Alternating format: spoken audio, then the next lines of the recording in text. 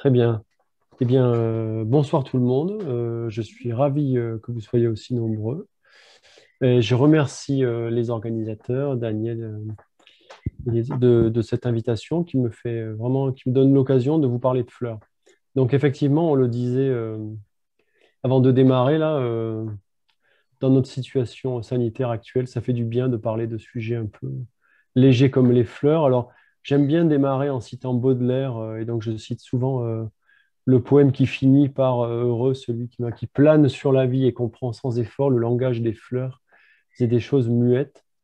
Parce que c'est un peu ce qu'on va faire ce soir. On va essayer de mieux comprendre le langage des fleurs et ça a beaucoup de sens en fait, le langage des fleurs.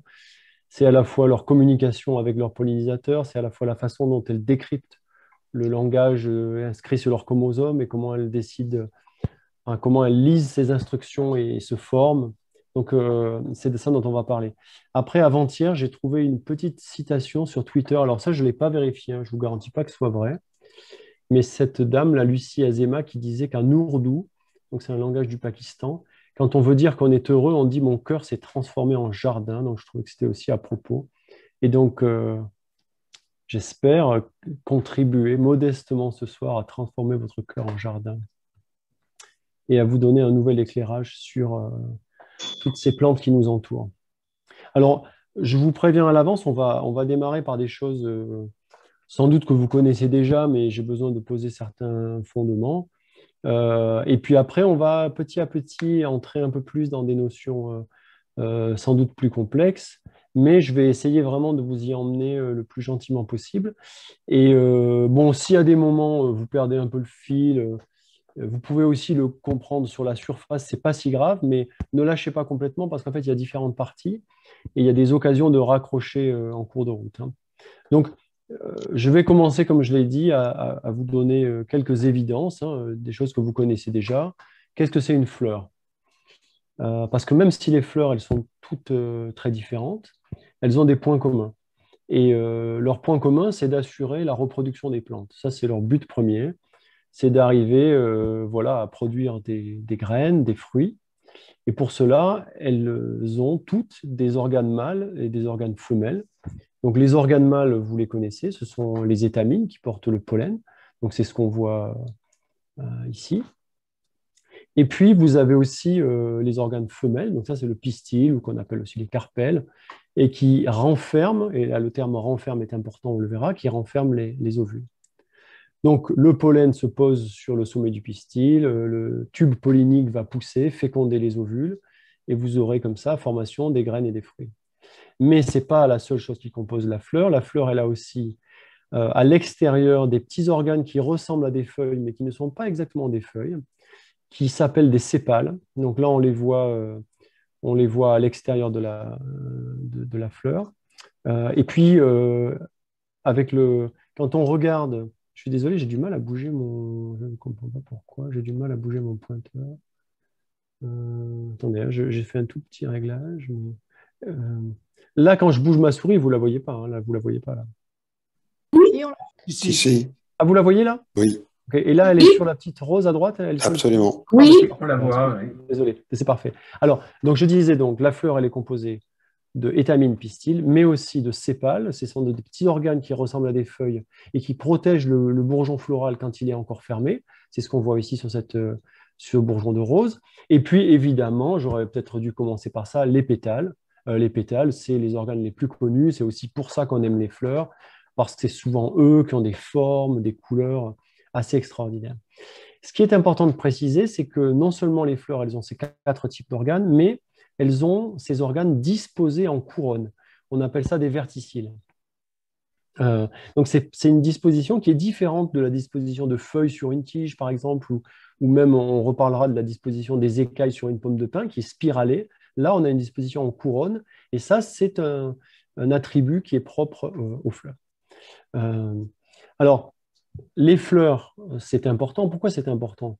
Ben déjà, si on regarde les espèces de plantes qui existent sur Terre, 90-95%, bon, les chiffres ils varient, hein, mais en tout cas, la vaste majorité des espèces de plantes sur Terre sont des plantes à fleurs. Donc, elles dominent complètement la flore terrestre. Également, et c'est pour ça que j'ai mis du tournesol ou du blé, si vous y réfléchissez, tout ce que vous mangez de végétal, la quasi-totalité, ce sont des plantes à fleurs. Il existe quelques exceptions, mais c'est rare en fait. Vous mangez peut-être des algues ou des pignons de pin, mais vous vous nourrissez en vaste majorité de plantes à fleurs. Donc, elles sont importantes par le nombre d'espèces, elles sont importantes parce qu'elles nous nourrissent. Et là, je vous ai mis aussi les tournesols pour vous dire que on appelle ça souvent des fleurs de tournesol, mais on fait un peu une approximation. En vérité, cette fleur de tournesol, c'est une multitude de petites fleurs. C'est ce qu'on appelle une inflorescence. C'est comme quand vous regardez une gueule de loup, là. Là, vous voyez qu'il y a plusieurs fleurs individuelles qui sont réparties sur une tige. Eh bien, ça, c'est une inflorescence. Le tournesol, c'est la même chose.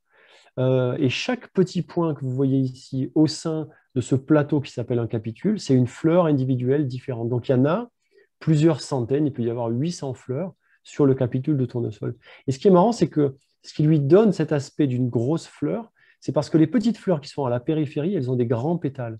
Et donc, si on regarde un tournesol de loin, on a l'impression de voir une fleur unique, alors qu'en fait, on voit un assemblage de centaines de fleurs qui composent une structure qui ressemble à une fleur. Et ça, je rentre tout de suite dans les notions biologiques. C'est un exemple de convergence évolutive. Donc, c'est deux structures qui acquièrent la même fonction, mais différemment. C'est un peu comme les nageoires des poissons, les nageoires des baleines. Ça n'a pas du tout la même origine évolutive, mais ça sert la même fonction, se déplacer sous l'eau. Et en fait, le cas de ces plantes qui ont une fleur qui est composée d'une multitude de fleurs, je suis sûr que vous en connaissez plein. Toutes les plantes de la famille des astéracées, les marguerites, par exemple, c'est la même chose. Ce sont plein de petites fleurs avec des grands pétales autour. Là, vous avez une Norleia grandiflora que j'ai prise dans la région grenobloise. Et là, elles ne sont pas sur un capitule, c'est plus une ombelle avec des fleurs séparées. Mais là encore, vous voyez les pétales autour qui sont plus grands. Et puis ça, la fleur emblématique des montagnes, l'Edelweiss. En fait, là, l'Edelweiss, la fleur, c'est le tout petit point jaune au milieu. Et vous avez un capitule de capitule. Et ce que vous voyez ici de blanc qui pourrait ressembler à des pétales, ce ne sont pas des pétales, ce sont des feuilles ou des bractées qui sont blanches. Et donc là encore, il y a une sorte de convergence pour que cette structure ressemble à une grande fleur, mais en fait soit composée de feuilles avec un capitule de capitule. Bon, voilà. Ça, c'était pour introduire la notion d'inflorescence, la notion de convergence évolutive. Après, ce que j'aime bien, c'est vous montrer un peu des choses extraordinaires. Alors souvent, j'ai fait comme ça une intervention chez des classes de primaire dans la région parisienne. Et puis alors les enfants, ils avaient préparé plein de questions. Ils me demandaient, alors, quelle est la plus grosse fleur? Quelle est la plus petite fleur? Quelle est la fleur la plus dangereuse là. Alors, je leur disais, bon, la plus petite, j'en sais rien, elle est tellement petite qu'on doit avoir du mal. Mais alors la plus grande, ça, je peux vous dire, il y a deux fleurs qui sont connues pour être les plus grandes fleurs. Les deux, on les trouve en Indonésie, à Sumatra. Et là, sur la gauche, vous avez la Rafflesia arnoldi. Donc ça, c'est une photo qui a été publiée il n'y a pas très longtemps. Elle peut faire 1,20 m de diamètre. Hein. C'est une fleur vraiment énorme. C'est une plante parasite, donc elle n'a rien d'autre qu'une fleur. Celle-là, elle investit tout dans la reproduction. Elle n'a pas de racines, elle n'a pas de feuilles, elle n'a rien. Mais elle fait des fleurs absolument gigantesques. Et puis, à droite, je vous ai mis l'arôme titan, qu'on appelle aussi phallus de titan. C'est une énorme structure comme ça qui fleurit une fois de temps en temps. Alors les gens se pressent dans les jardins botaniques parce qu'elle n'est pas seulement à Sumatra, on en trouve aussi en Belgique, par exemple, ou en Allemagne, ou en Angleterre. Et ils attendent la floraison comme ça qui se produit une fois de temps en temps de façon tout à fait spectaculaire. Ces deux fleurs, alors c'est un peu exagéré de dire que l'arôme titan, c'est une fleur. En vérité, c'est une inflorescence. Si vous regardez sur la diapo d'après, vous verrez ici sur la droite qu'on voit des tas de fruits. Donc en fait, c'est un ensemble de fleurs. C'est une structure gigantesque. Et ce qui est spécial avec ces deux fleurs, c'est que les deux, elles puent. C'est pas du tout des fleurs qui ont un parfum agréable, c'est des fleurs qui sentent une odeur pestilentielle. Et en fait, leurs pollinisateurs, ce sont des mouches. Ce sont des mouches qui aiment les cadavres d'animaux. Et elles sentent, paraît-il, moi je ne les ai jamais senties, mais elles sentent le poisson pourri ou la viande en décomposition.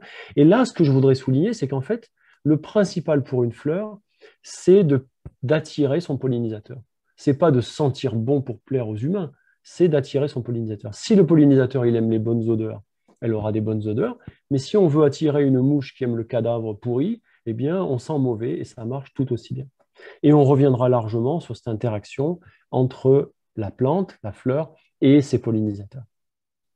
Alors, l'autre chose que je voulais vous montrer, qui est aussi quelque chose d'assez extraordinaire, c'est cette petite vidéo en fausse couleur où vous allez voir filmer en caméra thermique un arôme titan qui se trouve dans un jardin botanique. Et cet arôme titan, pendant la journée, il est visité par des gens, donc on va voir la chaleur, on va voir les fausses couleurs sur le visage des gens. Et puis la nuit, on va voir ce qui se passe. La nuit, les gens partent. Donc voilà, donc là, vous voyez le film, vous voyez les gens qui se promènent, c'est en accéléré, bien sûr. Donc les gens, ils sont clairs, ça veut dire qu'ils sont chauds. Et puis vous voyez, le soir arrive, les gens partent. Et là, qu'est-ce qui se passe? On voit une température très forte sur le sommet de l'arôme titan. Et puis, pof, voilà, le matin va arriver et la température redescend. C'est-à-dire qu'il existe des fleurs et des plantes, ce n'est pas seulement le cas des fleurs, hein, mais qui sont capables de changer de température. Et dans ce cas-là précisément, on pense que c'est pour encore mieux diffuser les mauvaises odeurs. Et donc la nuit, la chaleur va provoquer la diffusion des mauvaises odeurs et ça va faciliter encore une fois la diffusion de ces odeurs et l'attraction des mouches qui les aiment. Donc, c'est pour vous dire quand même qu'il existe quelques... C'est pas fini, je vais vous montrer encore des choses que je trouve moi assez extraordinaires, mais c'est pour vous dire que voilà, il y a tout un système de stratégie dont on va reparler, que les plantes utilisent pour aller attirer leurs pollinisateurs. Alors, avant de vous en dire plus sur les fleurs, je suis obligé de faire un grand flashback en arrière, hein, et de vous parler un peu de l'histoire des plantes. Parce qu'en réalité, les fleurs n'ont pas toujours existé. Je ne sais pas si vous êtes tous au courant de ça, mais il n'y a pas toujours eu des fleurs sur Terre. Aujourd'hui, c'est la vaste majorité, mais il y a une époque où il n'y en avait pas. Et donc, qu'est-ce qui s'est passé? C'est ça qu'on va voir. Qu'est-ce qui s'est passé dans l'évolution des plantes? Et d'ailleurs, je précise que je vous ai dit, il y a 90-95% des espèces qui sont des plantes à fleurs, mais il en reste certaines qui vivent encore aujourd'hui, qui ont dominé la Terre à une époque et qui ne sont pas des plantes à fleurs. Donc, si on remonte dans le temps et si on regarde ce qui s'est passé, en fait, au tout début, la vie végétale, elle avait lieu dans l'eau. Elle avait lieu dans la mer, elle avait lieu dans les lacs et les rivières, sous forme d'algues. Donc, d'abord, il y a eu des algues unicellulaires, puis ces algues, elles sont devenues pluricellulaires. Ça, c'est les algues chlorophytes, par exemple, on les appelle. C'était il y a, par exemple, à peu près 800 millions d'années, disons, pour poser un peu les choses. Et puis, ces algues, elles ont commencé à vivre au bord des lacs, sur des rochers qui étaient partiellement immergés, partiellement émergés. Et petit à petit, elles ont réussi à s'habituer à une vie sur la Terre et elles sont apparues sous forme de mousse. Donc, les mousses qui existent aujourd'hui, ce n'est pas les mousses qu'il y avait à cette époque-là, mais elles dérivent de ces mousses-là. Ce sont des végétaux capables, assez rudimentaires, mais capables de vivre sur la terre ferme, en présence d'humidité, mais pas sous l'eau. Donc des mousses, il y en a différentes sortes, c'est pas très grave. Et en fait, les mousses, elles grandissent jamais tellement en hauteur. Elles transportent l'eau de cellule en cellule, donc elles grandissent pas tellement en hauteur. Et puis, donc ça, c'était il y a à peu près 450 millions d'années. Et à environ 30 millions d'années plus tard, il y a une innovation dans le milieu végétal qui a été extrêmement importante et transformante, c'est l'apparition de tissus conducteurs, de vaisseaux. Et ces vaisseaux, ils servaient à transporter l'eau dans les hauteurs. Et donc, on a eu des organismes végétaux capables de s'élever au-dessus des mousses, de mieux profiter de la lumière du soleil. Et ça, c'est les fougères. Donc, c'est ce qu'on appelle l'apparition du système vasculaire. Donc, ça, on le date à peu près à 420 millions d'années. Et puis, il y a 350 millions d'années, il y a une nouvelle innovation qui est apparue, c'est la présence des graines. Et jusque-là, en fait, on avait une reproduction qui était basée dans l'eau. C'était l'eau qui conduisait les gamètes. Il y avait des spores, par exemple, chez les fougères, mais il n'y avait pas de graines. Et puis là, on a cette grande famille qu'on appelle les gymnospermes. Gymnosperme, ça veut dire que l'ovule est nu. Donc, la graine est nue, enfin l'ovule est nu en tout cas. Et on va en reparler, hein, mais les gymnospermes, c'est par exemple les pins, les sapins, le ginkgo biloba, tout ça, c'est des gymnospermes. Mais ils ne font pas de fleurs. Et c'est seulement il y a environ 150 millions d'années que sont apparues les premières plantes à fleurs. Donc en fait, il faut voir qu'il y a eu 300 millions d'années de vie végétale sur Terre, une vie extrêmement florissante. Enfin, je ne devrais pas dire florissante, ce n'est pas le bon mot, hein, mais avec énormément de vie sur Terre. Les réserves fossiles qu'on consomme aujourd'hui, le charbon, le pétrole, etc., c'est cette vie. Ce ne sont pas des plantes à fleurs, mais voilà. Donc la Terre était couverte de plantes, la Terre n'avait pas besoin de plantes à fleurs, et pourtant, elles sont apparues, et à partir du moment où elles ont été là, elles ont eu un succès extraordinaire qui fait que aujourd'hui, la vaste majorité des espèces sont des plantes à fleurs. Mais attention, si vous allez dans une forêt en Sibérie, vous verrez que les conifères, ils sont toujours extrêmement heureux dans ce contexte-là. Alors, comment on sait tout ça? Comment on le sait? Si on le sait, c'est qu'on a regardé des fossiles, hein. Moi, je vous le dis parce que d'autres ont cherché des fossiles et ils savent très bien que si vous trouvez des fossiles qui ont 300 millions d'années, vous ne trouverez pas de plantes à fleurs dans des fossiles de 300 millions d'années. Vous trouverez des mousses, vous trouverez des fougères, vous trouverez sans doute des plantes qui ressemblent énormément au ginkgo biloba, Il y en a un très joli ici, mais vous ne trouverez pas encore de plantes à fleurs. Donc, c'est les fossiles qui nous ont renseignés sur cette histoire des plantes. Alors là, je vais vous parler un tout petit peu de ce qu'on appelle les gymnospermes, donc qui comprennent les conifères, mais pas seulement, parce qu'en fait, ce sont les cousins des plantes à fleurs. Et j'ai besoin de vous expliquer un peu quelles sont les structures reproductives de ces cousins avant d'en arriver à tenter de comprendre ce qui s'est passé à l'origine des plantes à fleurs. Donc, les cousins dans l'histoire de l'évolution, ce sont ce qu'on appelle les conifères. Donc là, il y a un séquoia géant qui est très beau, mais vous en connaissez énormément des conifères. Il en existe, c'est les ifs, etc., les sapins, les épicéas, il y en a énormément. Ils n'ont pas de fleurs, ceux-là, hein. Ils ont des cônes mâles et des cônes femelles. Les cônes mâles, vous les connaissez, c'est les petites structures qui vont donner la poussière jaune là, au bout des branches. Et puis certains, ils vont donner les pommes de pin, et ça, c'est les cônes femelles. Donc, ils n'ont pas de fleurs. Et puis, il y en a d'autres qui sont un peu moins connus. Alors, comme vous êtes grenoblois, sans doute, vous savez que le ginkgo biloba, on en a des très jolis au Jardin des Plantes, Place Achard, etc., ou vers le musée. Il y a des très, très jolis ginkgo biloba. Alors, lui, il est tout seul. Il y a une époque où sur Terre, il y avait des tas d'espèces qui étaient apparentées au ginkgo. Elles ont toutes disparu. Et il y a une époque où il y avait des dizaines de milliers de conifères. Et ils ont disparu. Il reste aujourd'hui un gros millier d'espèces à peu près. Donc, avec l'histoire de la Terre, il y a des choses qui ont changé, des espèces qui ont disparu, mais il en reste encore un peu aujourd'hui. Le ginkgo, il est tout seul dans sa famille entière, et il a résisté à bien des choses. Il s'est un peu, entre guillemets, réfugié en Chine à une époque. Il n'y en avait plus que là, avec les changements climatiques, etc. Et puis aujourd'hui, il a reconquis la Terre entière, en particulier parce que l'homme l'aime bien et qu'il l'a transporté. Et il s'appelle l'arbre aux 40 écus, parce que quand il a été emmené en Europe, il était extrêmement coûteux. Et puis, vous avez d'autres plantes qui sont moins connues. Ça, c'est les cycas, donc les cicadophytes. Moi, j'en ai jamais vu. Ça ressemble un peu des palmiers, mais ce n'est pas du tout des palmiers. Et puis, il y a la famille des gnétophytes, et ça, je vous en parlerai un peu. Celle-là, je ne sais pas si vous la connaissez. Elle s'appelle Welwitschia mirabilis. J'ai eu l'extrême chance d'aller en voir le mois dernier. Ça pousse seulement dans le désert de Namibie et d'Angola. C'est une plante assez extraordinaire sur laquelle je reviendrai à la fin. Qui a été découverte par M. Welwitsch. Il y a des gens en file d'attente. C'est pour ça qu'elle s'appelle Welwitschia. Et elle s'appelle Welwitschia mirabilis parce qu'ils l'ont trouvée absolument admirable, même si Darwin a dit que c'était une des plus laides plantes qui avait jamais été apportée en Angleterre. Donc c'est une plante, voilà, on a des sentiments mitigés. Elle est extraordinaire par ses caractéristiques, mais également, elle n'est pas spécialement jolie. Je vous la remontrerai à la fin.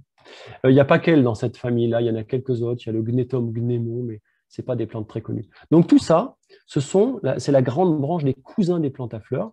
Ils ne font pas de fleurs, ils font des graines, et ils ont des cônes mâles et des cônes femelles séparés.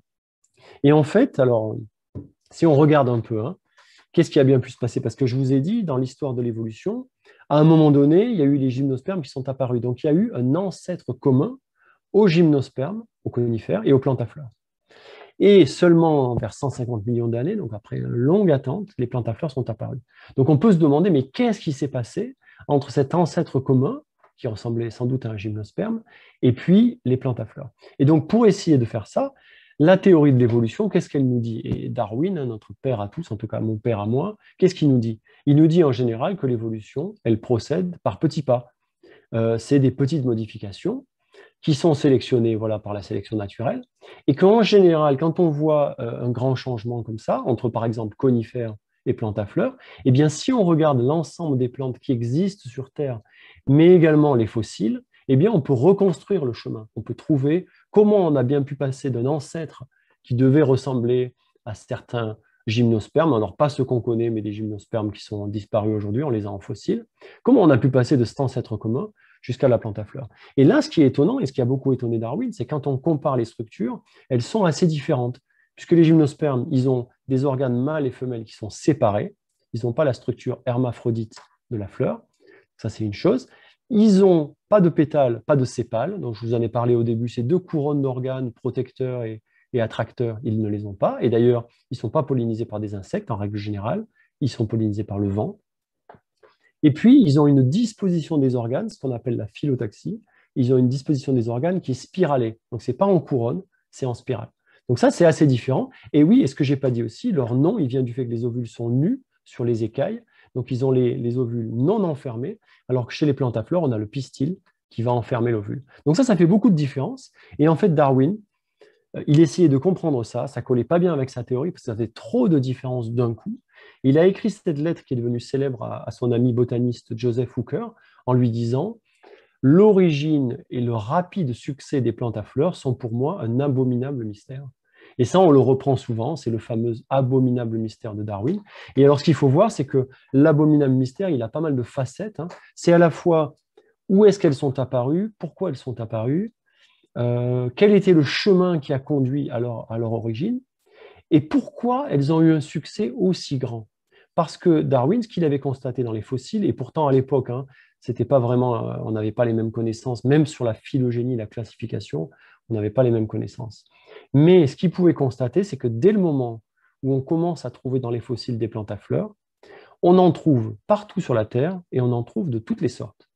Et ça l'étonnait beaucoup parce qu'on aurait pu imaginer, par exemple, que ça naisse à un endroit, que ça se diversifie doucement, et ensuite, ça, voilà, petit à petit, ça réussit à conquérir la Terre. Mais là, on a l'impression que de façon brutale, il y a eu une explosion à la fois de diversité et une explosion géographique. Et ça fait partie du mystère de Darwin, c'est pourquoi ce succès extrêmement rapide. Il avait l'impression qu'en, disons, 20 millions d'années, 30 millions d'années, c'était, voilà, la Terre avait été complètement couverte de plantes à fleurs.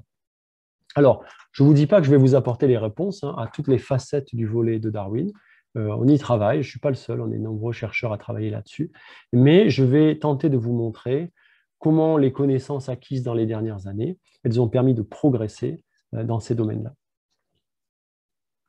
Alors, donc, les premiers sujets que je vais aborder, c'est cela, c'est pourquoi un tel succès, pourquoi une diversification aussi rapide, et est-ce qu'on sait des choses sur les origines des plantes à fleurs? Où est-ce que ça s'est produit? Quand est-ce que ça s'est produit? Tout ça, c'est des questions qui tournent autour de cet abominable mystère et qui ne sont pas résolues. Alors, le succès, quand même là, on a des idées.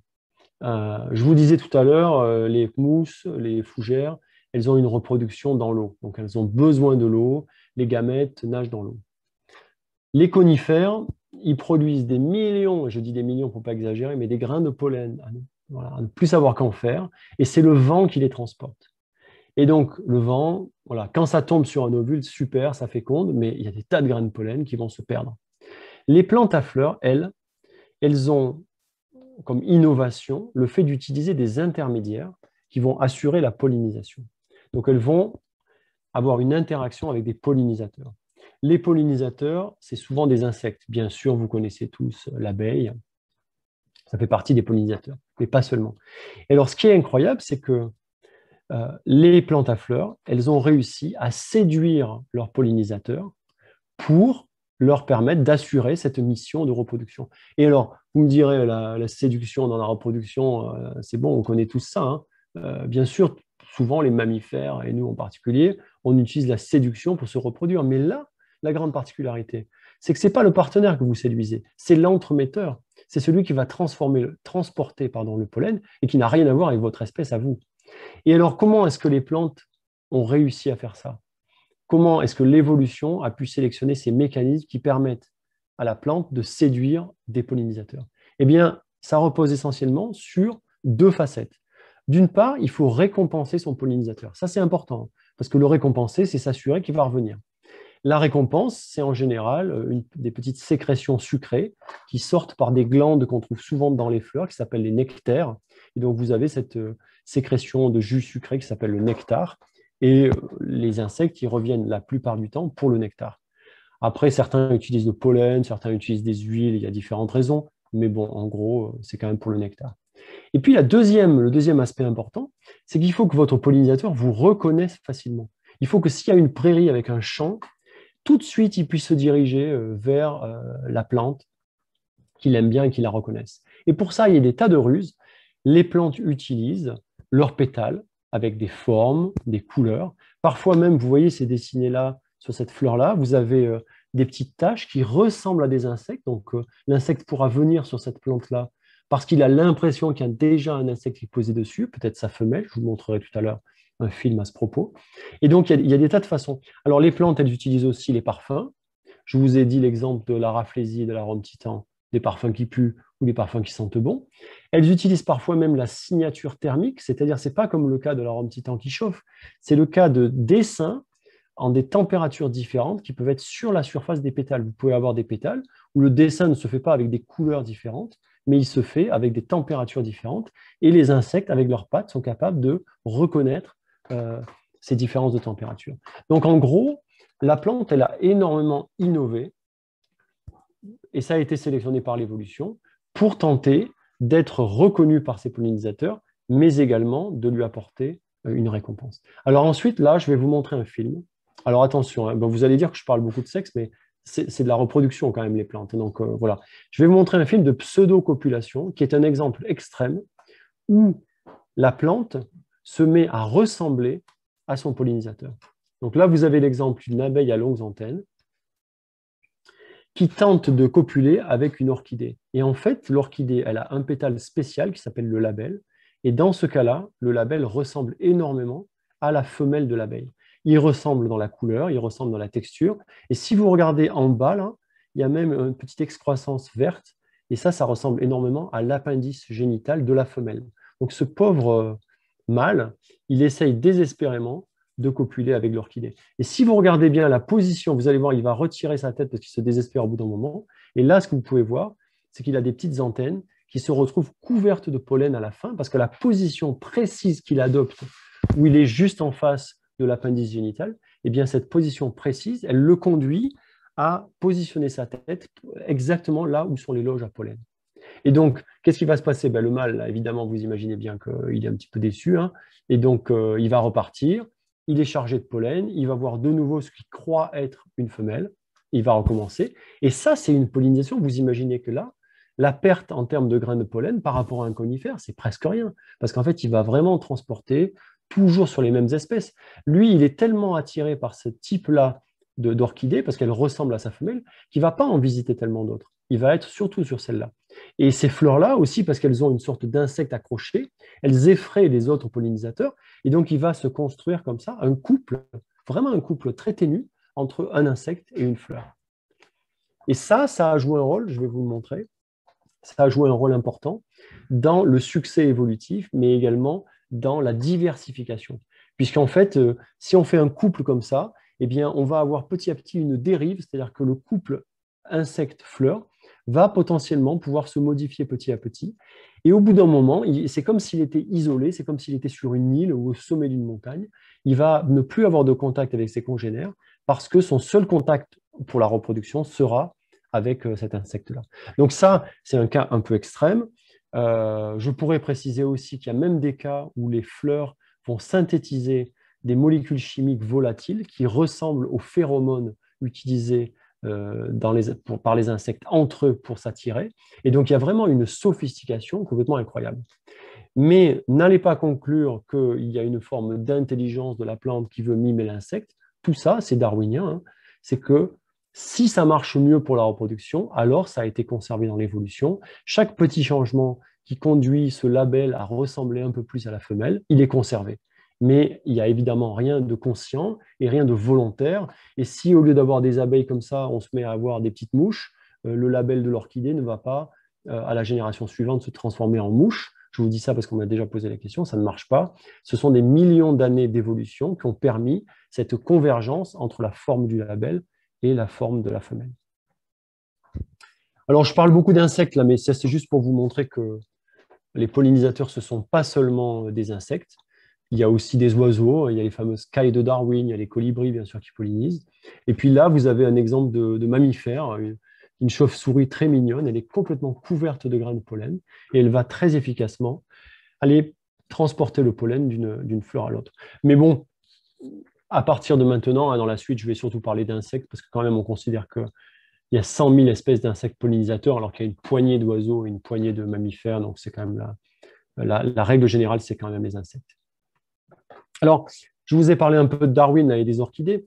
Là, il faut que, pour vous expliquer ces problématiques de spéciation et également d'origine, il faut que je revienne un peu sur qu'est-ce que c'est la théorie de l'évolution.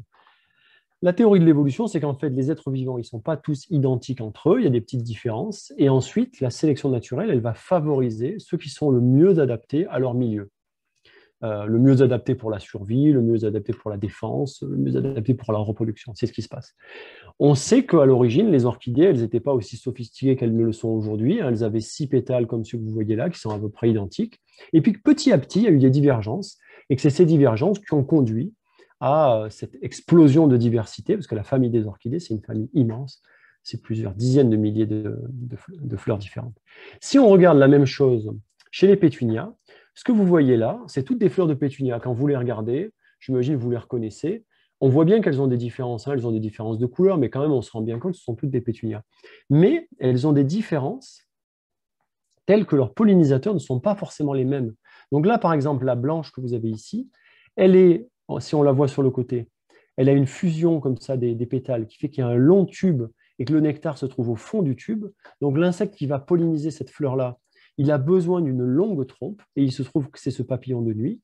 Et la fleur est blanche, elle a du parfum. Et donc le blanc, la nuit, c'est ce qui se voit encore le mieux. Il n'y a pas besoin d'avoir des couleurs chatoyantes la nuit. Par contre, le parfum, ça permet à l'insecte d'aller trouver sa cible, même s'il ne la voit pas.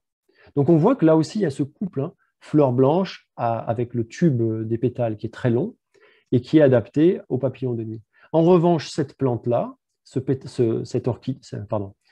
pétunia-là, il a une fusion de pétales, mais avec un cône beaucoup moins profond. Il peut être pollinisé par une abeille, et l'abeille, elle pollinise 2 jours, et elle va être attirée par la couleur violette.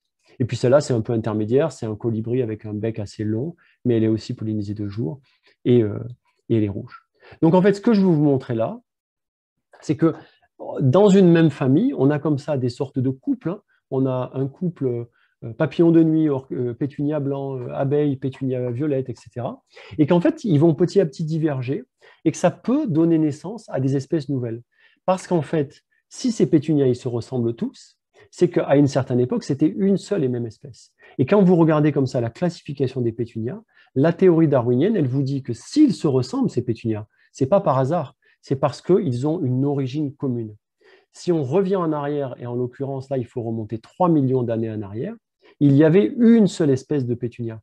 Et c'est cette espèce qui, petit à petit, a divergé et a donné naissance à ces différentes espèces. Et le fait que celle-là soit associée toujours au papillon de nuit, celle-là toujours à l'abeille, celle-là toujours au colibri, ça a contribué à cette divergence et à faire augmenter le nombre d'espèces. Et ça, c'est vrai pour la famille des pétunias, mais c'est vrai pour toutes les familles.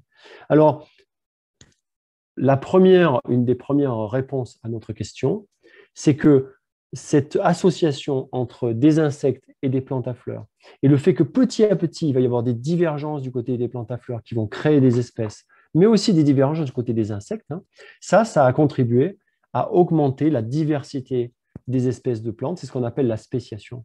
Et en fait, cette idée, ce n'est pas du tout Darwin qui l'a eue, c'est un biologiste français qui s'appelait Gaston de Saporta. Et à l'époque où il se demandait vraiment pourquoi les plantes à fleurs avaient eu un tel succès, c'était diversifié aussi rapidement. Gaston de Saporta, il a écrit une lettre à son collègue Darwin à l'époque, hein, on ne faisait pas des emails, hein, on faisait des belles lettres, et il lui a écrit qu'il pensait que l'interaction ténue avec les insectes pollinisateurs pouvait expliquer l'explosion d'une biodiversité très rapide qui avait été observée chez les fossiles. Et Darwin a beaucoup aimé cette idée. Il était presque un peu jaloux de ne pas l'avoir eu lui-même. Et il a répondu tout de suite à Gaston de Saporta qu'il fallait absolument publier cette idée-là et qu'elle était très bonne et qu'effectivement, il était d'accord que ça devait avoir contribué à cette explosion. Donc ça, c'est pour la rapidité de diversification. Maintenant, on va parler un petit peu de l'origine. Quand je vous ai montré cette famille de pétunias, ce que je vous ai dit, c'est que s'ils se ressemblent, ça ne peut pas être par hasard et qu'ils avaient forcément une origine commune. Ça, c'est une notion absolument essentielle en biologie de l'évolution. Parfois, elle n'est pas si naturelle, hein. Parfois, on se dit, mais vraiment, s'ils sont comme ça, ils ont une origine commune. En fait, pour l'expliquer mieux, on peut utiliser l'exemple des langues. Si vous prenez les langues latines, par exemple, vous savez tous que le français, le portugais, l'espagnol, l'italien, ça se ressemble quand même pas mal, quoi. Il y a énormément de mots qui ont des consonances similaires. Est-ce que vous imagineriez une seule seconde que le portugais ait pu naître tout seul sur une île et, juste par le fruit du hasard, ressembler énormément au français, à l'italien et à l'espagnol? C'est quand même assez improbable. Il y a beaucoup trop de ressemblances. Ce n'est pas possible que tous ces mots soient apparus comme ça et puis se ressemblent. Eh bien, c'est exactement le même raisonnement qui est fait sur les organismes vivants. Ces pétunias, ils se ressemblent trop. Ce n'est pas possible qu'ils soient apparus complètement indépendamment. Et donc, ça permet de dessiner cette petite arbre-là qu'on appelle une phylogénie, hein, Et à chaque fois qu'on remonte dans le nœud de l'arbre, eh bien, on dit, voilà, ces deux-là, ils se ressemblent, donc ils avaient un ancêtre commun qui est ici. Et ensuite, ceux-là, ils se ressemblent. Alors, on peut même s'amuser à trouver les caractéristiques. Par exemple, là, si vous regardez cet arbre ici, lui, il est blanc, lui, il est blanc, lui, il est rose. Donc, le plus simple, c'est d'imaginer que l'ancêtre commun de ces trois-là, il était blanc. Ensuite, cet ancêtre commun-là, il était blanc. Et sur le chemin du rose, là, il y a eu une innovation qui était la couleur rose. Et ça, on s'en sert, hein. On peut comme ça, ce qu'on appelle inférer, on peut deviner les caractères au chaque nœud de l'arbre. Et en fait, si au lieu de vous arrêter à la famille des pétunias, vous prenez toute la famille des plantes à fleurs, vous pouvez faire le même raisonnement. De proche en proche, vous pouvez regarder quelles sont les fleurs qui se ressemblent. Ça, c'est un grand poster qu'on trouve sur Internet. Vous pouvez le faire imprimer si vous avez envie. Et vous aurez comme ça toutes les lignées de plantes à fleurs affichées chez vous. Eh bien, en faisant ce travail-là, on peut petit à petit reconstruire l'arbre de toutes les plantes à fleurs. Et si vous vous placez tout en haut de cet arbre, ici, là, eh bien, vous avez l'origine des plantes à fleurs. Et ce qui est important, c'est que si on inclut dans cet arbre-là non seulement les plantes à fleurs, mais également les gymnospermes, Welwitschia mirabilis, le pin ou le cycas, eh bien, ils ne sont pas intercalés. En fait, c'est un groupe séparé. Ce qui veut dire qu'il y a bien une origine commune pour toutes les plantes à fleurs. Ça a une implication incroyable. Ça veut dire qu'il existe un endroit dans le monde qu'on ne connaît pas. Il existe un moment dans le monde qu'on ne connaît pas, où un beau jour, il est apparu une plante à fleurs par le fruit du hasard, et que cette plante à fleurs, elle a été tellement adaptée à son environnement et s'est tellement diversifiée qu'elle a conquis la planète entière et qu'elle a créé 350 000 espèces de plantes à fleurs différentes. Mais tout ça, ça découle d'un seul événement originel, ce qui est quand même assez incroyable. Et évidemment, si vous êtes comme moi, vous vous dites, mais alors, ça s'est passé où? Ça s'est passé quand? Et elle ressemblait à quoi, cette première plante à fleurs? Ben, voilà, on ne le sait pas, parce que c'était il y a longtemps, mais on peut tenter de le deviner, et il y a des gens qui essaient de le deviner. Il y a des gens qui essaient de faire ça. Alors, comment on fait pour faire ça? Eh bien, on fait un peu comme on ferait sur les langues, hein. On regarde les points communs, puis on se dit, voilà, entre le français et l'italien, quand elles ont divergé, l'ancêtre commun, le latin, il devait avoir ces mots-là. Alors, on est aidé sur les langues, parce que le latin, on a des traces. Mais dans le cas des organismes vivants, on n'a que les fossiles. Donc, des fois, on a beaucoup de mal. Néanmoins, ce qu'on peut faire, c'est un peu comme j'ai fait tout à l'heure, quand je disais, ah ben, celui-là, il est blanc, celui-là, il est blanc, donc l'ancêtre commun doit être blanc. Et puis après, on remonte comme ça. C'est-à-dire qu'à chaque nœud de l'arbre, on peut se dire, voilà, on n'a que des plantes à 5 pétales, donc l'ancêtre commun, il avait 5 pétales. Et puis après, on remonte dans l'arbre. Et puis, il y a des moments où on a des problèmes, parce qu'on a dans une branche 5 pétales, dans l'autre branche 6 pétales, et puis on essaie de se dire, bon, ben, l'ancêtre, comment il était? Et on peut, comme ça, faire des calculs mathématiques assez sophistiqués et trouver à quoi ça ressemblait. Et ça, il y a une personne qui l'a fait. Il y a une personne qui s'appelle Hervé Sauquet, qui est un chercheur français qui est exilé en Australie. Il a fait ce travail-là et il a réussi à dessiner le portrait robot de la toute première plante à fleurs. Alors, pour être très honnête, ce qu'il a dessiné réellement, c'est ce diagramme floral. Et il a proposé que la première fleur soit une fleur hermaphrodite avec des étamines en rouge, organisées en couronne, des carpelles organisées en spirale, et puis des couronnes de tépales. Donc, il n'y a pas de sépales dans ce cas-là, c'est les mêmes organes qui sont à l'extérieur et un peu plus à l'intérieur, qui s'appellent des tépales, comme les tulipes. Vous savez, les tulipes, elles n'ont pas de sépales, elles ont des pétales et des pétales, ça s'appelle des tépales. Voilà. Donc, il a proposé ça, et puis il en a fait un dessin. Alors, forcément, parce qu'il voulait un peu communiquer avec le public, c'est quand même une grande découverte, mais quand il montrait son diagramme floral, ça faisait vibrer personne. Donc, il a demandé à un artiste de l'aider à dessiner ce qui aurait pu être cette première fleur qui ait jamais existé, et en tout cas l'ancêtre commun de toutes les plantes à fleurs qui vivent aujourd'hui sur Terre. Et il a proposé ce dessin-là. Alors, il a été très critiqué parce qu'il a mis des gros pétales blancs et les gens ont dit, mais ça ressemble à un magnolia, tu n'en sais rien, comment tu peux savoir ça? En fait, il n'en savait rien, c'est une vue d'artiste, mais on imagine que voilà, cette première fleur, elle ressemblait peut-être à quelque chose comme ça. Pour faire ça, en fait, il s'est servi de l'arbre que je vous ai montré précédemment, hein. Il a essayé de reconstruire à chaque nœud, et en particulier, il a utilisé pas mal les premières plantes à avoir divergé. C'est ce qu'on appelle les plantes les plus basales, celles qui sont à la racine de l'arbre. Et en fait, ces plantes-là, on peut imaginer quand même qu'elles ressemblent un peu plus à l'ancêtre que des plantes comme des orchidées qui ont énormément divergé.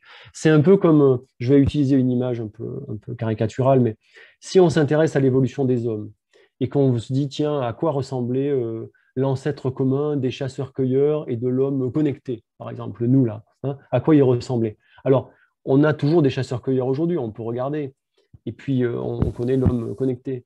Et on se dit, bon, ben quand même, il y a plus de chances que l'ancêtre commun du chasseur-cueilleur et de l'homme connecté, il ressemble au chasseur-cueilleur. Ce n'est pas exactement le chasseur-cueilleur d'aujourd'hui, mais ce sont des êtres vivants qui avaient des habitudes de vie et tout qui ressemblaient plus aux chasseurs-cueilleurs d'aujourd'hui, qu'ils n'avaient pas de portable et ils ne l'ont pas perdu.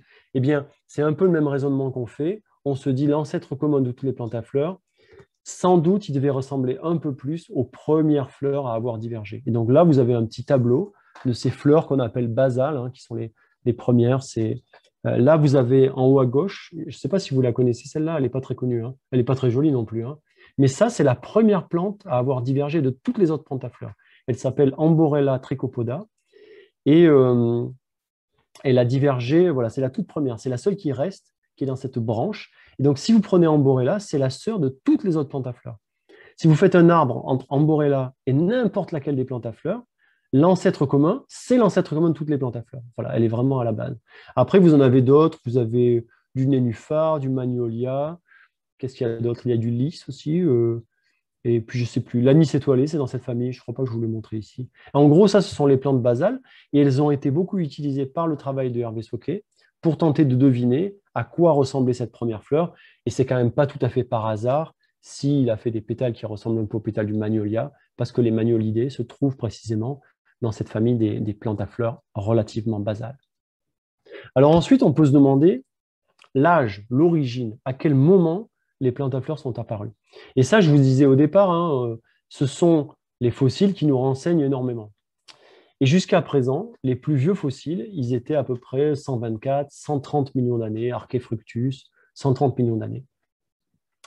Mais par ailleurs, il y a des gens qui font des calculs, qui regardent les séquences génomiques, donc ils ont la séquence des plantes, ils font des calculs sur la divergence, ils disent c'est bizarre, ça colle pas, quoi. C'est bizarre, ça, 130 millions d'années, nous, nos calculs, ils nous disent que c'est plus ancien.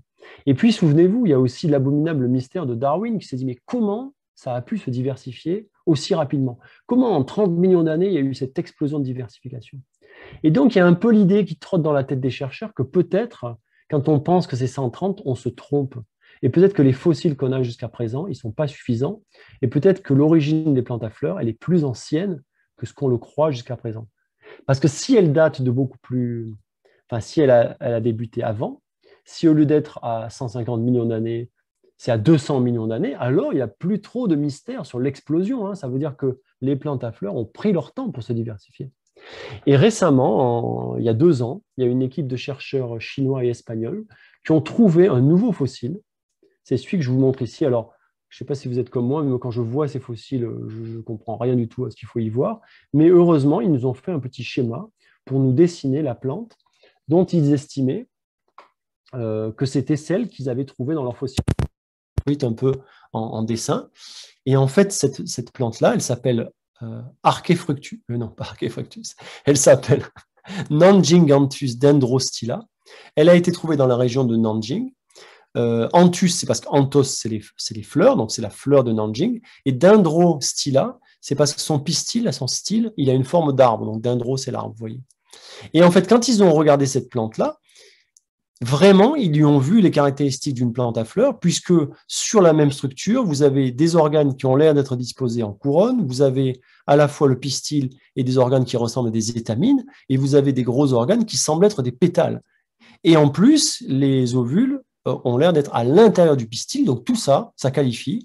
Et ils ont publié un article qui a fait pas mal de bruit, parce que quand ils ont daté cette plante-là, ils n'ont pas trouvé 130, mais 174 millions d'années. Donc, ils ont fait reculer d'un grand bond en arrière l'origine des plantes à fleurs. Et les gens qui font, je vous dis, les calculs, ce qui s'appelle l'horloge moléculaire, ils disent, si ça se trouve, il y a d'autres fossiles qu'on n'a pas encore découverts, ou alors les premières plantes à fleurs, elles fossilisaient très mal et on ne les verra jamais, mais on pense que l'origine des plantes à fleurs, c'est pas 130, c'est pas 150, c'est peut-être 200 ou jusqu'à 230 millions d'années, auquel cas, on a résolu une des facettes du mystère de Darwin, puisque s'il y a eu 100 millions d'années pour se diversifier, c'est plus tellement abrupt. Simplement, ça s'est fait de façon cachée, un peu comme un tunnel dans l'évolution. Ça s'est fait à un endroit, ça s'est disséminé sans laisser de traces. Et quand ça a commencé à laisser des traces, ça en a laissé partout et de toutes sortes. Mais pendant longtemps, ça n'en a pas beaucoup laissé. Donc voilà, donc, je vous dis, on ne résout pas le mystère, mais quand même, hein, le mystère s'éclaircit. Donc ça, c'est la première partie. Maintenant, je vais vous raconter un peu d'autres choses. J'espère que vous tenez le coup. Je vais vous raconter d'autres choses qui sont des choses qui ont été acquises, non pas sur des très belles orchidées, sur l'arôme titan ou sur la rafflésie, mais sur une petite plante qui est notre rat de laboratoire, qui est extrêmement utilisée et qui permet de comprendre comment les fleurs peuvent se former. Cette plante, elle s'appelle Arabidopsis thaliana, ou l'arabette des dames. Arabette de Thalus, c'est une petite brassicacée, hein, de la famille du colza ou de la moutarde, c'est une petite moutarde. Là, vous la voyez sous forme végétative, elle fait des feuilles. Et puis là, elle va commencer à monter à fleurs. Et si vous avez un super microscope qu'on appelle un microscope électronique à balayage, vous pouvez même vous rapprocher du sommet de sa tige. Donc là, sous ce dôme de cellules, vous avez les cellules souches. Et puis autour, vous avez les jeunes stades floraux. Ça, c'est un peu comme de l'embryogénèse de la fleur, hein, sauf que vous avez tous les stades. Vous avez des stades très jeunes, et puis petit à petit, alors je vais vous la remontrer ici, petit à petit, on voit comme ça la fleur commencer à naître. Et donc là, si vous regardez, vous avez la fleur la plus ancienne, un peu plus vieille, et puis là, on commence à voir l'ébauche des sépales. Alors, ce que j'ai sauté malencontreusement, je ne sais pas si ça vous intéresse, mais c'est ce petit film qui vous montre à quoi ça ressemble une arabidopsis qui fleurit. Donc je suis sûr que vous allez admirer le rythme circadien, la danse des feuilles qui bougent selon le rythme diurne. Et puis au bout d'un moment, vous avez la montaison, c'est-à-dire élongation de la tige, et puis pof, toutes les petites fleurs qui arrivent au sommet, ensuite les siliques. Donc ça, c'est notre, voilà, c'est notre drosophile, c'est notre rat de laboratoire, on l'utilise énormément. Et donc je vous disais, si on la regarde de près, on voit comme ça les différents stades floraux. Et puis ensuite, on peut suivre avec le même microscope, on peut suivre. On voit là, on voit l'ébauche des sépales qui vont commencer à pousser. Après, vous avez l'ébauche des étamines, l'ébauche du pistil. Donc tout ça, au début, c'est microscopique et tout petit, et ça va grandir jusqu'à devenir visible à l'œil nu. Ensuite, vous avez les petits pétales là, qui commencent à se développer à la base des étamines. Donc les pétales, ils ont beau être en deuxième couronne, c'est eux qui poussent en dernier, en tout cas chez Arabidopsis. Là, vous avez le sommet du pistil avec ses papilles stigmatiques. Et si vous regardez bien, vous pouvez voir que les papilles stigmatiques, elles sont collées ici à quelques grains de pollen. Et en fait, ça, c'est la base de la fécondation. C'est la germination du grain de pollen qui va établir un pont avec les papilles stigmatiques, qui va envoyer son tube pollinique et féconder les ovules. Donc ça, c'est notre petite bête de course. Et alors, comment on fait pour comprendre les fleurs grâce à elles? Comment on fait? On utilise ce qu'on appelle l'approche génétique. C'est-à-dire, on perturbe et on regarde la conséquence des perturbations. Typiquement, on trouve des plantes qui ne fleurissent pas à la bonne date, ou des plantes qui n'arrivent pas à faire les jeunes fleurs, ou des plantes qui font des fleurs, mais qui n'ont pas les bons organes. Et ensuite, on remonte jusqu'au gène qui a été muté, et on en déduit des choses sur l'importance de ce gène. Par exemple, si on a une plante qui fleurit trop tard, vous voyez la plante à gauche là, elle a un gène muté, elle fleurit trop tard. Qu'est-ce qu'on en déduit? On en déduit le gène en question, il aide la plante à fleurir. Quand il ne marche pas, elle a du mal à fleurir, elle fleurit trop tard. Au milieu, vous avez une plante qui ne sait pas faire des fleurs et qui fait des choux-fleurs à la place. Et oui, le chou-fleur, c'est un petit mutant floral. C'est une inflorescence qui bégaye et qui n'arrive pas à les faire. Et puis à droite, vous avez une plante, une fleur qui paraît assez normale. Mais en bas, là, ce que vous pouvez constater, c'est qu'en fait, elle n'a pas d'étamine, elle n'a pas de pistil, elle n'a pas de gamètes du tout. Elle s'appelle agamus, sans gamètes. Et elle fait sépale, pétale, et ensuite pétale et nouvelle fleur. Donc elle a un problème floral, elle ne sait pas faire les fleurs normales. Et en fait, ce qui est une des grandes découvertes de la biologie végétale des 20 dernières années, elle est issue de l'observation de ces mutants floraux. On les appelle les mutants homéotiques floraux. Ça ressemble un peu aux mutants homéotiques de mouches, hein, les Antennapédia qui possèdent par exemple des pattes à la place des antennes. Et bien là, vous avez des mutants floraux qui possèdent des organes qui ne sont pas les bons. C'est-à-dire que par exemple, celle-là là, que vous voyez ici, au lieu d'avoir des pétales, elle a des sépales. Au lieu d'avoir des étamines, elle a des carpelles. Et donc, il y a une confusion dans l'identité des organes de la fleur. Et ça a été très étudié. Et là, je vais vous faire entrer vraiment dans le langage des fleurs. On va parler du modèle ABC qui explique quelle est la recette de chacun des organes de la fleur. comment est déterminée l'identité, la nature de chacun des organes floraux. Et ce que les chercheurs ont découvert, c'est qu'en fait, les organes de la fleur, sépales, pétales, étamines, pistils, ils étaient déterminés par 3 activités qu'on appelle simplement ABC. Là, ce que vous avez, c'est une sorte de coupe de la fleur, une coupe comme ça, transversale, verticale. Et donc là, l'activité A, on voit, elle est répartie sur les couronnes 1 et 2. L'activité C, elle est répartie sur les couronnes 3 et 4. Et à cheval, il y a l'activité B. Et ce que nous dit le modèle ABC, c'est que la nature des organes qui se forment dépend de la combinaison des activités. Là, c'est le plus loin où je veux vous emmener, donc accrochez-vous. Si on n'a que du A, on fait des sépales. Si on a du A plus B, on fait des pétales. Si on a du B plus C, des étamines. C'est tout seul, des carpelles. Ça, c'est la recette. C'est vraiment ça le langage des organes floraux. C'est de dire, je combine les activités et selon l'activité qui est présente dans ma couronne, l'identité, elle est déterminée. Revenons, vous savez, tout à l'heure, je vous ai montré des fleurs un peu bizarres. Regardez celle-là. C'est ce qu'on appelle un mutant B-. C'est-à-dire qu'il a perdu l'activité B complètement. Qu'est-ce qu'il va avoir? Il va avoir dans sa première couronne du A. Le A, on le sait, c'est sépale. Dans sa deuxième couronne, il a aussi du A, sépale. Dans sa troisième couronne, il a du C. Le C, c'est le centre, normalement, c'est carpelle, pistil. Et dans sa quatrième couronne, carpelle. Donc, cette plante-là, elle est comme ça, sépale, sépale, pistil, pistil. Mais les pistils, ils aiment bien se coller entre eux. Ils se fusionnent et ils font un gros pistil.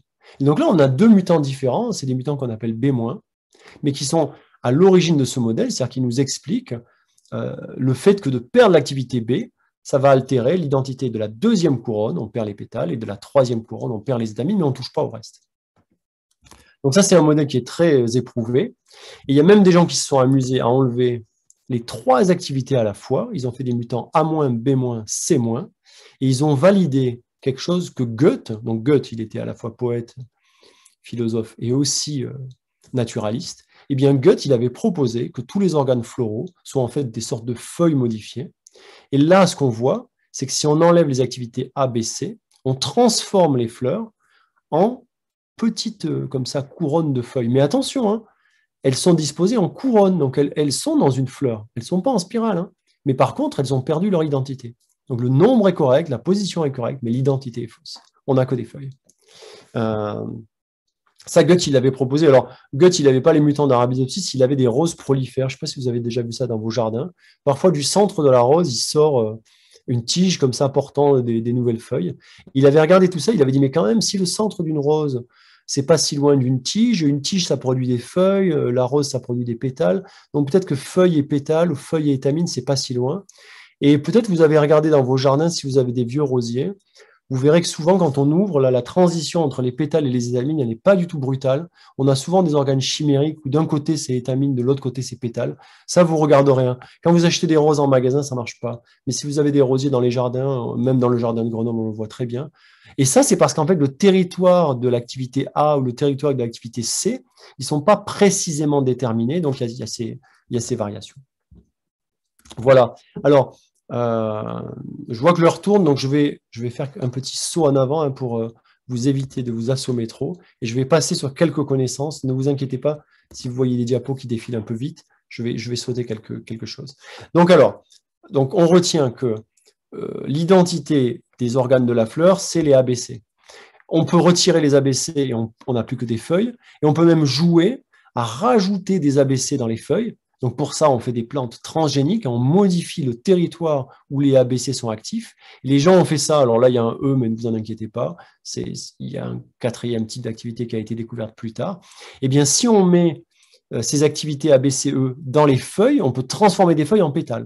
On peut avoir des arabidopsis comme ça, au lieu d'avoir une petite salade de feuilles, on a une salade de pétales ou une salade d'étamines.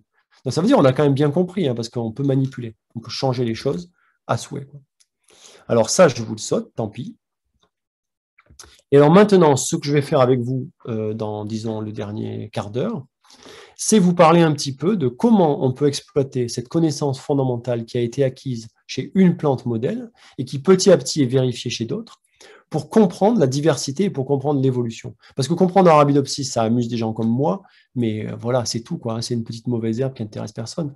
Mais ce qu'il ne faut pas oublier, et que je vous ai bien expliqué au début, c'est que la fleur, elle est apparue une fois sur Terre. Et ensuite, elle s'est diversifiée. Ce qui veut dire qu'il y a des choses communes. Parce que le fait d'avoir un ancêtre commun, ça veut dire qu'il y a des tas de points communs entre toutes les fleurs qui existent sur Terre, parce qu'elles ont une histoire commune. Et en fait, les gènes ABC, en tout cas les B et les C, ils sont actifs dans toutes les fleurs. Pour faire des étamines, pour faire des carpelles, pour faire des pétales, c'est toujours les mêmes gènes B et C qui sont en route. Le A, il est un peu plus variable, je ne vous rentre pas dans les détails. Alors, qu'est-ce qu'on peut comprendre? Regardez par exemple la tulipe. Je vous ai parlé au début, la tulipe, elle n'a pas de sépales, elle a des tépales, elle a 2 couronnes de pétales en gros. Si on regarde les territoires ABC chez la tulipe, eh bien, qu'est-ce qu'on constate? On constate que le territoire des B, au lieu d'être seulement dans la 2e couronne, il est déjà dans la 1re. Si vous avez bien appris votre ABC, là, vous savez que A plus B, ça fait pétale. Et donc, si on regarde la 1re couronne des tulipes, c'est A plus B, pétale. 2e couronne, A plus B, pétale. Et ensuite, c'est normal. Ce qui veut dire qu'en fait, en faisant varier les territoires ABC, on va changer la nature des fleurs.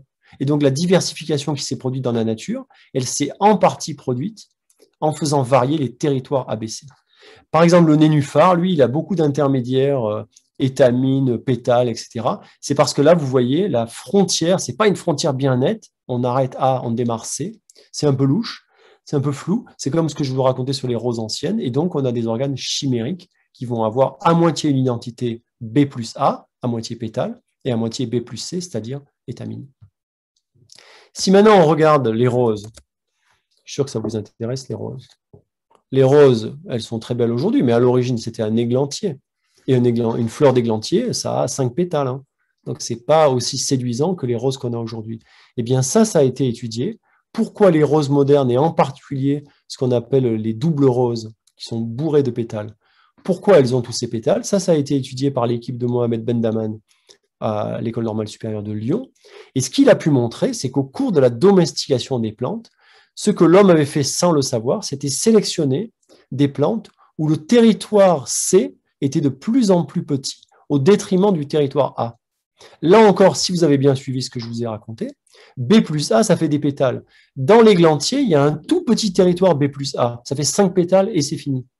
Et puis, au fur et à mesure qu'on a domestiqué, on a repoussé la frontière entre A et C, c'est-à-dire qu'on a diminué le nombre d'étamines et on a fait augmenter à la place le nombre de pétales. On a remplacé les étamines par des pétales. Et c'est comme ça qu'on a domestiqué les roses. Alors tout ça, on l'a fait sans le savoir, bien sûr, mais aujourd'hui, on le comprend. On comprend que c'est juste de faire glisser la frontière des A et des C qui nous a complètement transformé cet églancier en rose moderne.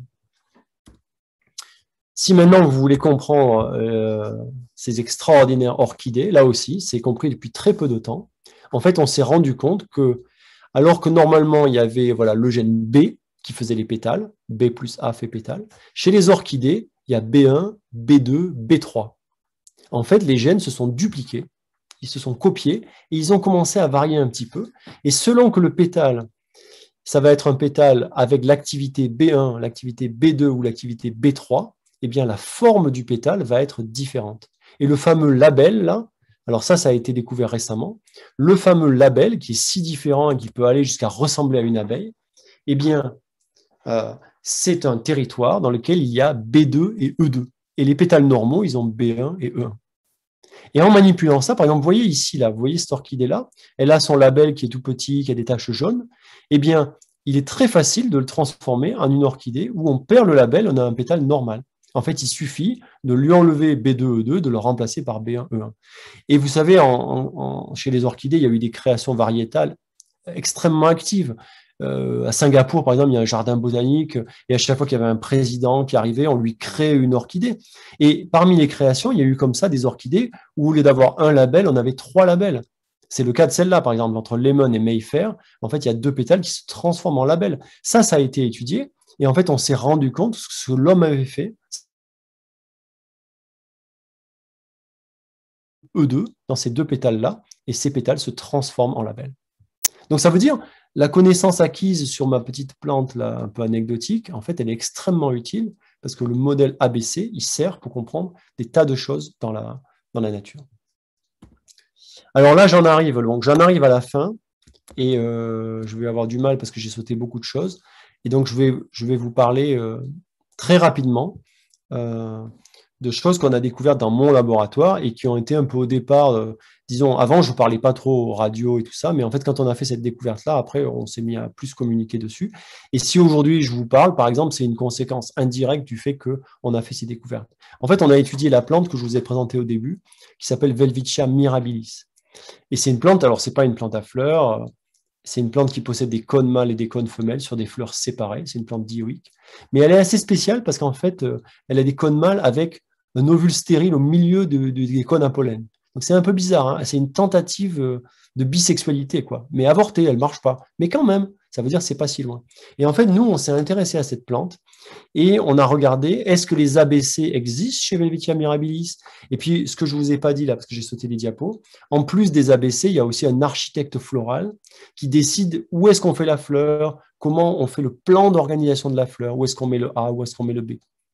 Et donc, ça, c'est ce qu'on appelle nos régulateurs floraux. Il y a une cascade.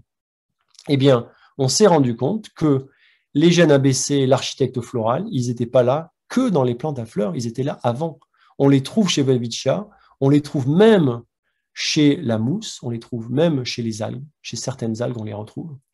Et en fait, on s'est rendu compte, quand on les étudiait chez Welwitschia mirabilis, qu'ils étaient déjà actifs dans les cônes mâles, les cônes femelles. Et donc, ce qu'on pense, en fait, c'est que même si un cône mâle, c'est très différent d'une fleur, eh bien, quand on regarde à l'intérieur des cellules, qu'on regarde la présence des régulateurs moléculaires, des ABC, là, par exemple, et qu'on regarde leur territoire d'activité, eh bien, il y a beaucoup de similarités avec les plantes à fleurs. Et donc, nous, on en a déduit que le grand mystère de Darwin, il n'était peut-être pas si mystérieux, parce que même si en apparence, les gymnospermes, les conifères, ils étaient très différents des plantes à fleurs, en réalité, à l'intérieur de leurs cellules, ils ont beaucoup de similarités. Et le raisonnement de l'évolution, c'est que ces similarités, elles doivent être présentes chez l'ancêtre commun de tous les gymnospermes et de tous les angiospermes. Ils étaient déjà là il y a à peu près 350 millions d'années. Et donc, ça, je vous le montre juste pour le plaisir, hein, ça m'a conduit à... Donc, il y a des gens chez une société de production là, qui ont lu mon bouquin et qui ont trouvé que c'était chouette. Et puis aussi, ils m'ont dit, on a besoin comme ça d'histoires, un peu de feel-good reportage hein, en ces temps. Et donc, ils ont décidé qu'on allait tourner un reportage sur l'origine des fleurs, un peu ce que je vous raconte là. Et donc, au mois de mars dernier, en plein Covid, on a eu la chance de partir en Namibie, au soleil. Et on a fait, avec cette équipe de tournage, on a tourné dans ce désert absolument incroyable. Et donc, on a vu comme ça cette plante Welwitschia mirabilis. Moi, je disais jusqu'à présent, elle vit 1500 ans, mais les personnes que j'ai rencontrées là-bas m'ont dit, on ne sait pas. Elle vit peut-être 8000 ans ou 10 000 ans. C'est une plante incroyable. Elle vit dans des déserts où il y a très peu d'eau. Il y a un peu de brume le matin, mais c'est tout. Vous voyez qu'il n'y a pas grand-chose d'autre qui pousse. Hein. Vous voyez là, il y a une Welwitschia, il y en a une autre là, mais il n'y a presque rien d'autre qui pousse. C'est une plante extraordinaire. Et là, vous avez un magnifique plant femelle. Donc celui-là, il a aisément 600, 800 ans. Là, vous avez des cônes mâles. Et on voyait les petites gouttes de nectar. Et ça aussi, c'est assez incroyable parce que je vous ai dit normalement la pollinisation par les insectes, c'est les plantes à fleurs. Et bien celle-là, elle est très bizarre. Elle a des gouttes de nectar qui sortent à la fois des cônes mâles et des cônes femelles. Et donc, on voit des insectes se promener d'une plante mâle à une plante femelle. Mais on ne connaît pas le pollinisateur. Mais on en a vu des insectes comme ça. Et en fait, cette plante-là, elle avait été appelée par Darwin l'ornithorynque végétal, parce qu'elle regroupe des caractères que normalement on ne voit jamais ensemble. Quoi. Normalement, on n'a pas un gymnosperme avec du nectar, ça n'existe pas. Et là, on n'a pas des ovules au milieu du pollen. Mais elle est comme ça. Et ça montre qu'au fond, à l'intérieur, dans leur génome, les plantes, elles ont cet équipement pour faire la bisexualité et tout, mais que simplement, chez les gymnospermes, ça n'a pas réussi à aller jusqu'à une fleur bisexuelle fertile. Mais Welwitschia, c'était quand même un peu la limite de ce qui pouvait se faire. Donc là, vous voyez bien, là, c'est les cônes mâles, et ça, c'est les cônes femelles. Et ce qui est assez incroyable, c'est qu'en fait, cette plante, elle a que 2 feuilles dans toute sa vie. Hein. Même si sa vie, elle dure 2000 ans, elle a que 2 feuilles. Et en fait, les feuilles s'abîment, elles se lacèrent. Et on a l'impression, quand on voit ce gros tas que vous avez à la fin, là, on a l'impression que ça, c'est plein de feuilles. Mais non, c'est 2 feuilles. Simplement, en 800 ans, elles ont eu largement le temps de s'abîmer. Donc voilà, on a découvert notre réseau floral bien avant la fleur et on estime que voilà, on a levé le voile sur cet abominable mystère de Darwin parce qu'en fait, la plante, avant même que la fleur existe, chez l'ancêtre commun de tous les gymnospermes et les angiospermes, elle avait énormément dans ses chromosomes d'éléments qu'elle a réutilisés un peu différemment pour arriver à créer les fleurs. J'en ai fini. Je vous remercie. Si vous voulez lire, si vous ne l'avez pas déjà fait, Vous pouvez apprendre beaucoup plus de choses dans mon petit livre qui parle aussi du déclenchement de la floraison. Là, je ne vous en ai pas parlé du tout. C'est aussi passionnant. Donc, si vous avez envie de prolonger la conférence, n'hésitez pas à lire ce petit livre que vous trouvez à la FNAC ou chez Décitre, où vous voulez.